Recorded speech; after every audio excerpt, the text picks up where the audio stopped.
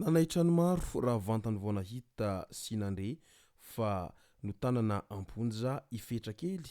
izay mpihira eny an-dalabe no nahafantarany be sy ny maro azy ary efa tena maro ireo olona izay nanampy azy tao anatin'izay talenta izay nananany amin'ny fananampio izay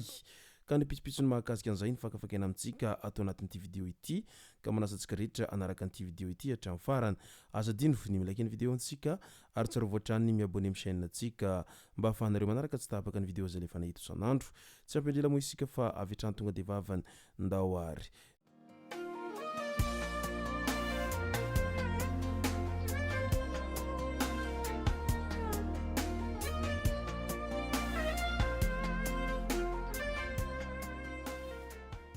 ny tonga tsy miaraba hono namantezitra ka dia faly miaraba isika rehetra mpanaraka tsy tapaka an'ity chaîne ity tenako amin'ity androandroany ity arakan'izay efa natsipiko zay dia ny mahakasika ny raha fetra izay fantatra fa namakitrano ka nidoboka amponja no tena iompanantsika atao anatin'ity video ity fa milohan'izay dia ndaolo resantsika ireto tsara ho fantatra manaraka ireto vehivavy nisoloky ho mpividy baolina fripy no samborin'ny polisy teny ambodin'ny sotry ny tolakandro ny 2 Aogositra 2024 vehivavy iray no nilaza fa ividy baolina fripy tamina mpamongady iray izay teny ambody sotry nilaza izy fa handoa izany amina mobile money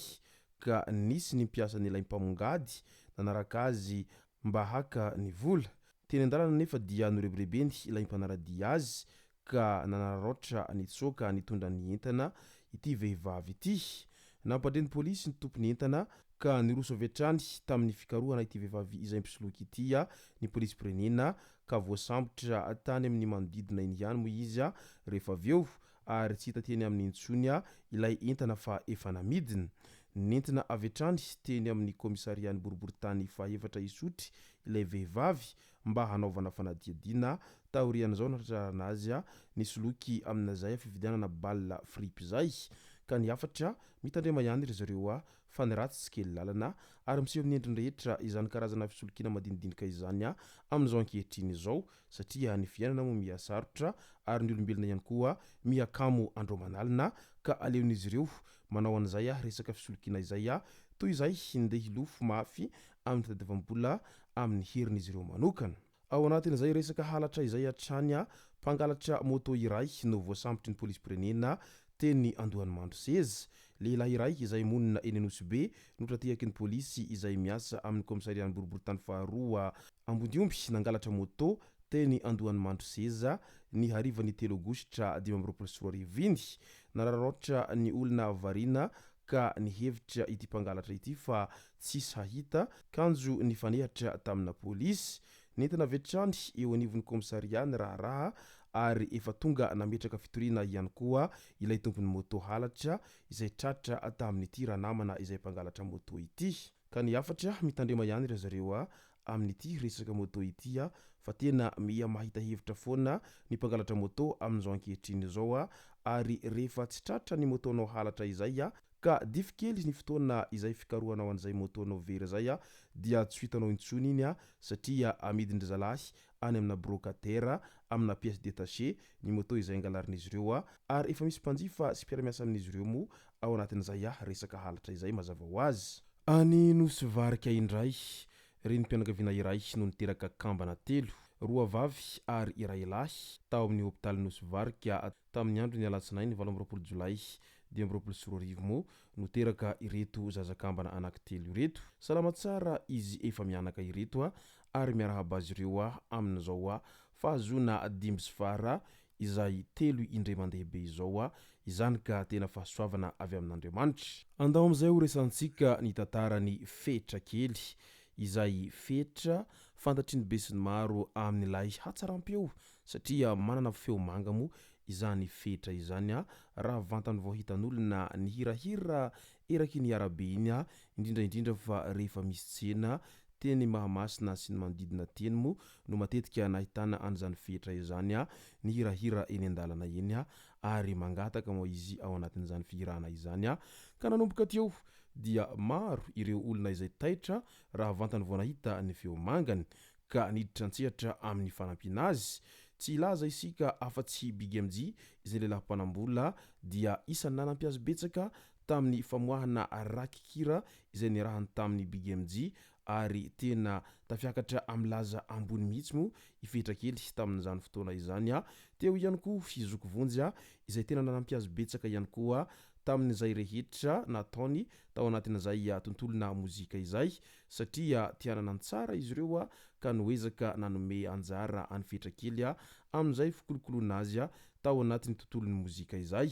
fa io moa zany araky ny fitenenana hoe ny Andriamanitra nanome fa ribalita no tsy ambininy ka tratrany izay ifetrakely satria ifetra raha ny fantatry ny besin'ny maro hatrany dia zatra anirony fidorohana roro izay isany mahatonga ny tanora maro lasa misy fiankinandoha amin'izany fidorohana zava-mahadomelina izany ka tao anatin'izany indrindra no nahatonga any fetrakely izay lasa tsy nafetena intsony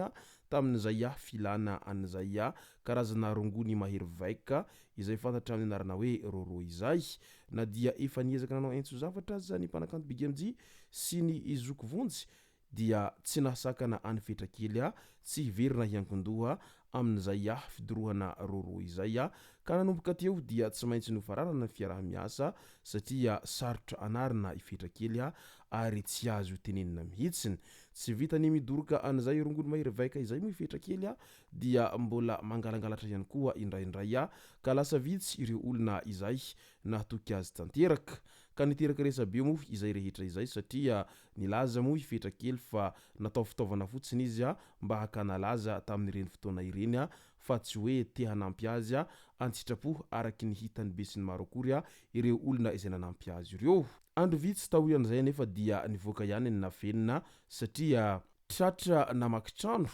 ifetrakely izay tovolahy 7 taona ary fantadaza fa ho sarotra ampina amin'ny fiainana sy mpihira eny an-tsisindalana nitratran'ny polisy ny CSP 5 Ambodiondry izay namaky trano teny Anosibe tamin'iny herinandro iny nahatratrarana fitaovana fidorohana zava-mahadomelina ihany koa teny aminy raha tsy hivina dia nisy olona naniry ny hanome azy fanofanana arakasa nofarany teo izay nandrenesana ny momba azy saingy tsy nipoitra tamin'ny fotoana izay nifanomezana mo ifetrakely tao anatin'izany rehetra izany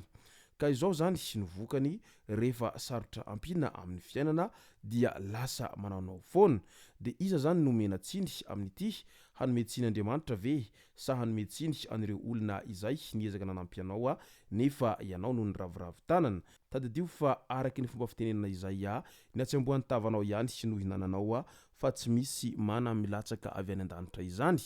izay no masaka azona rozy tao anatin'ity video ity tomboky lasy tomboky vavy saotratsika rehetra naraka an'ity video ity hatramin'ny farany azadino finimy like ny video antsika ary tsara voatrany miabone amin'ny chaîne antsika mba ahafahanareo manaraka tsy tapaka ny video zay lefa nahito isan'andro tomboky lasy tomboky vavy mankasitraka dia mirarisoa